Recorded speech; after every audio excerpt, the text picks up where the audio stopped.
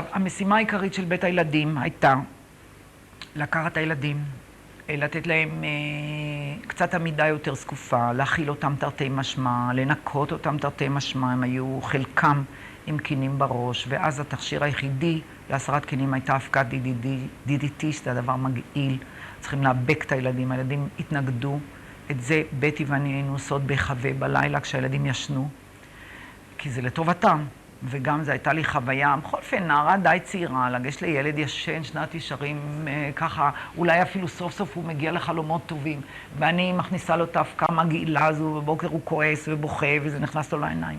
אבל הקינים נעלמו.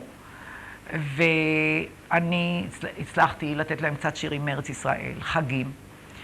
אנחנו היינו צריכים להסתיר מפני הבריטים, שהילדים הם לא מהאזור הבריטי.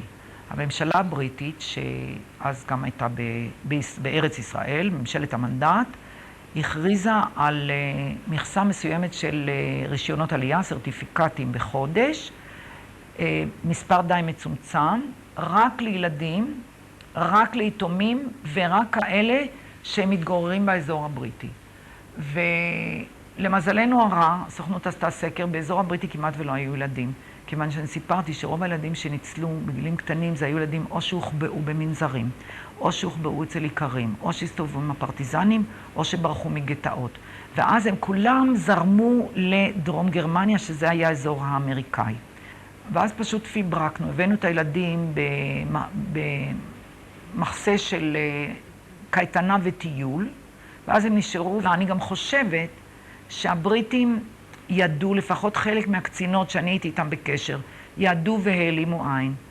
כי הן היו מפעם לפעם אמורות לבוא אלינו לביקורת של הרישום של הילדים. ואנחנו היינו צריכים תוך שבוע לשנות למרבית הילדים את השם, ולעשות אותם שמות שהיו כאילו מניצולי ברגן-בלזן באזור הבריטי. זה אני לא יודעת טכניקה, איך עשו, כי זה לא אני עשיתי. אני קיבלתי רשימות גמורות. ייתכן שבטי עסקה בזה יותר. אני יודעת שהייתה לי רשימה, והייתי יודעת שמוישה מהיום הוא לא מוישה, אלא הוא מנחם. או יש לו כינוי אחר, או גרישה הוא כזה, משהו אחר, הוא מישה. ושם המשפחה שלו בכלל שונה. וזה היה קטע קשה, בפרט עם הילדים הקטנים. היינו אומרים להם, אתה לא ככה, איך קוראים לך מנחם? אתה לא מנחם. והיינו מגיעים כמעט, את יודעת, כי זה הלך לנו בחיים, שאם היו מגלים את כל זה, היו פשוט סוגרים את הבית. ואז כמה מאות ילדים, לפחות שבזמני, עלו בעלייה לגלית, זה היה נמנע מהם.